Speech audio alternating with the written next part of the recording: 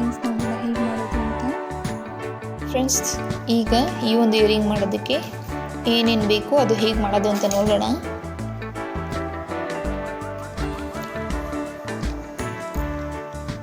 ನಮಗೆ quilling papers ಬೇಕಾಗುತ್ತೆ.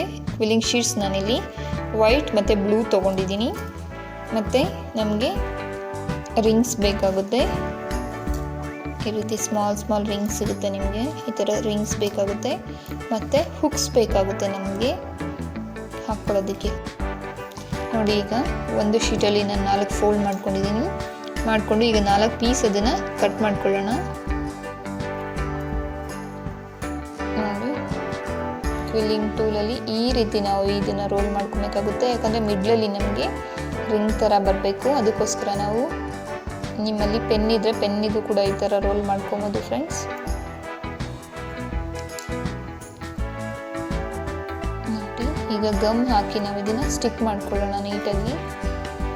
ನೋಡಿ, ಈಗ ಲಾಸ್ಟಲ್ಲಿ ನಾವು ಫ್ಯಾಬ್ರಿಕ್ ಗ್ಲೂ ಅಥವಾ ನಿಮ್ಮಲ್ಲಿ ಯಾವ ಗ್ಲೂ ಇದ್ದರೆ ಅದನ್ನು ಹಾಕಿ ಸ್ವಲ್ಪ ಸ್ಟಿಕ್ ಮಾಡ್ಕೊಳ್ಬೇಕು.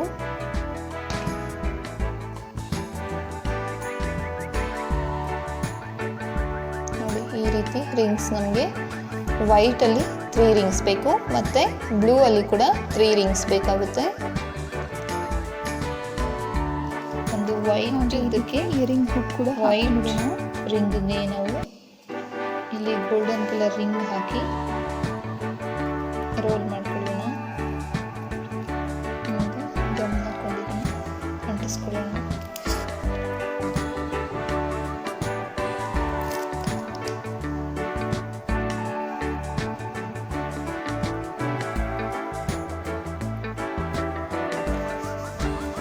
ನೋಡಿ, ಒಂದು ಇಯರಿಂಗ್ ಹುಕ್ ಸಿಗುತ್ತಲ್ವ, ಅದನ್ನು ಈಗ ಈ ಒಂದು ರಿಂಗ್ ಒಳಗಡೆ ಹಾಕಿ ಕಟಿಂಗ್ ಪ್ಲೇನ ಸಹಾಯದಿಂದ ಇದನ್ನು ಕ್ಲೋಸ್ ಮಾಡೋಣ. ನೋಡಿ, ಈಗ ಇದನ್ನು ಒಂದಕ್ಕೊಂದು ನೀಟಾಗಿ ಸ್ಟಿಕ್ ಮಾಡ್ಕೊಳ್ಳೋಣ.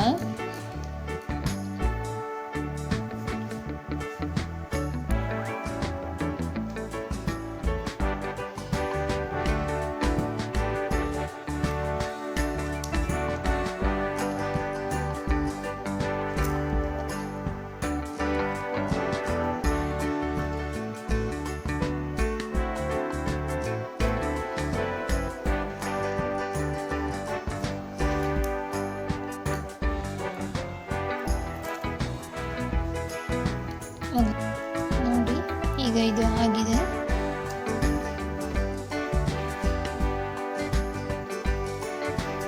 ಇದು ಒಂದು ಸ್ವಲ್ಪ ಹೊತ್ತು ಆರಬೇಕಾಗುತ್ತೆ. ನೋಡಿ, ಎಲ್ಲ ಆದಮೇಲೆ ಫೈನಲ್ ಆಗಿ ಈ ರೀತಿ ಕಾಣುತ್ತೆ. ಈಗ ಇನ್ನೊಂದು ಡಿಸೈನ್ ನೋಡೋಣ ಬನ್ನಿ. ನೋಡಿ, ಈಗ ಈ ಒಂದು ಡಿಸೈನ್ಗೆ ಏನು ಬೇಕಾಗುತ್ತೆ ಮತ್ತು ಹೇಗೆ ಮಾಡೋದು ಅಂತ ನೋಡೋಣ. ನೋಡಿ, ಇದಕ್ಕೆ ನಾವು ವೈಟ್ ಮತ್ತು ಪಿಂಕ್ ಕ್ವಿಲ್ಲಿಂಗ್ ಶೀಟ್ ತೊಗೊಂಡಿದ್ದೀವಿ. ಅರ್ಧ ಕ್ವಿಲ್ಲಿಂಗ್ ಶೀಟ್ ಸಾಕಾಗುತ್ತೆ. ಪಿಂಕ್ ಮತ್ತು ವೈಟ್ ಅರ್ಧ ಮಾಡ್ಕೊಂಡು ಕಟ್ ಮಾಡಿಕೊಂಡು ಒಂದಕ್ಕೊಂದು ಜಾಯಿನ್ ಮಾಡ್ಕೊಂಡಿದ್ದೀವಿ. ಮತ್ತು same fabric glue, earring hooks ಮತ್ತು ರಿಂಗ್ಸ್ ಬೇಕು. ಒಂದು ಕ್ವಿಲ್ಲಿಂಗ್ ಟೂಲ್ ಬೇಕಾಗುತ್ತೆ. ಈಗ ಹೇಗೆ ಮಾಡೋದು ಅಂತ ನೋಡೋಣ ಬನ್ನಿ. ನೋಡಿ, ಈಗ ಕ್ವಿಲ್ಲಿಂಗ್ ಟೂಲಿಂದ ನಾವು ಕ್ವಿಲ್ಲಿಂಗ್ ಶೀಟ್ನ ರೋಲ್ ಮಾಡ್ಕೊಳ್ಳೋಣ.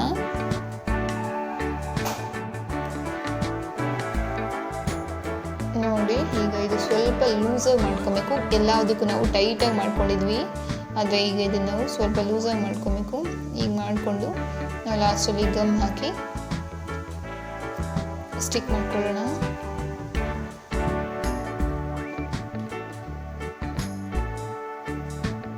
ಈ ಒಂದು ರೌಂಡ್ ಮಾಡ್ಕೊಂಡಿದ್ದೀವಲ್ಲ ನಾವು, ಮಿಡ್ಲಲ್ಲಿ ಸ್ವಲ್ಪ ಲೂಸಾಗಿರಬೇಕು. ಅದನ್ನು ಶೇಪ್ ಮಾಡ್ಕೊಳ್ಳೋದು ಹೇಗೆ ಅಂತ ನೋಡೋಣ. ಈಗ ನಾವು ಒಂದು ಸೈಡಿಗೆ ಈ ಥರ ಶೇಪ್ ಮಾಡ್ಕೊಬೇಕು, ಟಿಯರ್ ಡ್ರಾಪ್ ಥರ. ಇನ್ನೊಂದು ಸೈಡಿಗೆ ಕೂಡ ಅದೇ ಥರ ಶೇಪ್ ಮಾಡ್ಕೊಬೇಕು. ನೋಡಿ, 2 ಅಪೋಸಿಟ್ ಡೈರೆಕ್ಷನಲ್ಲಿ ನಾವು ಮಾಡ್ಕೊಬೇಕಾಗುತ್ತೆ. ಕಾಣ್ತಿದೆ ಅಲ್ವಾ, ಲೀಫ್ ಥರ ಕಾಣ್ತಿದೆ ಸ್ವಲ್ಪ. ಈ ರೀತಿ ಒಂದು ಶೇಪ್ ಮಾಡ್ಕೊಬೇಕು. ಈ ರೀತಿ ಶೇಪ್ ಮಾಡ್ಕೊಂಡಿರುವಂಥದ್ದು 3 ಬೇಕಾಗುತ್ತೆ ನಮಗೆ.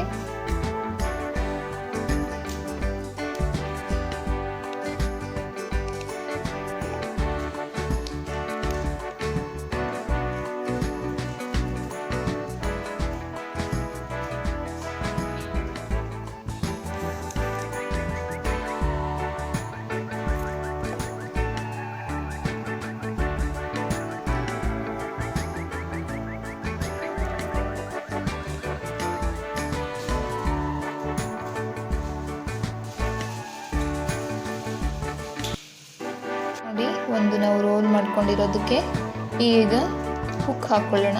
ರೋಲ್ ಮಾಡೋವಾಗಲೇ ಒಂದು 2 ಸುತ್ತಿರುವಾಗಲೇ ನಾವು ಒಂದು ರಿಂಗ್ ಹಾಕ್ಕೊಳ್ಬೇಕಾಗುತ್ತೆ ಅದಕ್ಕೆ. ಈಗ ಅದನ್ನು ನಾವು ಕಟಿಂಗ್ ಪ್ಲೇಟ್ನ ಸಹಾಯದಿಂದ ಕ್ಲೋಸ್ ಮಾಡ್ಕೊಳ್ಳೋಣ.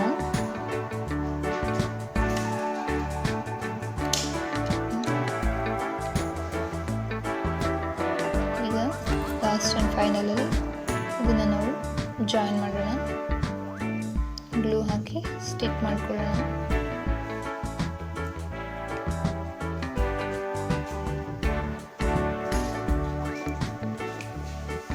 ನೋಡಿ ಫೈನಲ್ ಆಗಿ ನಮಗೆ ಈ ರೀತಿ ಕಾಣುತ್ತೆ.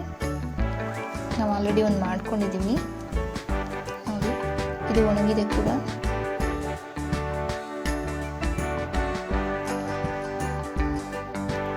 ನೋಡಿ ನಾವೀಗ ಈ ಒಂದು ಡಿಸೈನ್ ಹೇಗೆ ಮಾಡೋದು ಅಂತ ನೋಡೋಣ.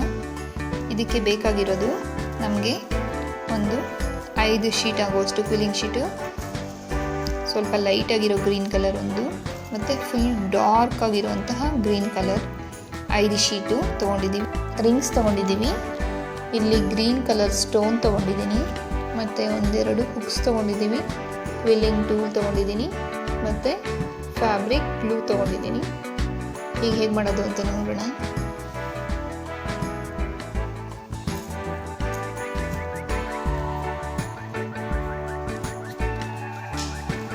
ನೋಡಿ ಡಾರ್ಕ್ ಗ್ರೀನ್ ಮತ್ತು ಲೈಟ್ ಗ್ರೀನ್ ಎರಡನ್ನು ನಾವು ಮೊದಲಿಗೆ ಒಂದಕ್ಕೊಂದು ಜಾಯಿನ್ ಮಾಡ್ಕೊಳ್ಳೋಣ, ಸ್ಟಿಕ್ ಮಾಡ್ಕೊಳ್ಳೋಣ ಗಮ್ ಹಾಕಿ.